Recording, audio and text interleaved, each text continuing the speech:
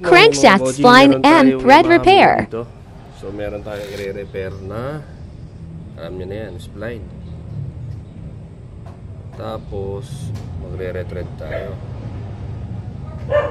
Wala nang thread. Sabay repair nito. Balikan ko kayo mga bossing pag nagawa na. Yun lang. Ayan mga bossing, na welding natin. So i-grind na natin yan para maging straight. Okay. Yun no. Tapos na yung spline. Then next na natin yung thread. Yun no. Na-rebuild na po natin. Na-build up na po siya. Back to original size. Bukas i-re-thread na lang. So yun na nga mga bossing. Tapos na. Respline and retread. Testing natin. Bagong nut po ito. Original Yamaha. Genuine parts only. Yun.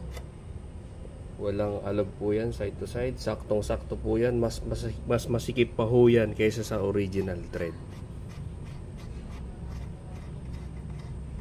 Yun lang. Sheesh.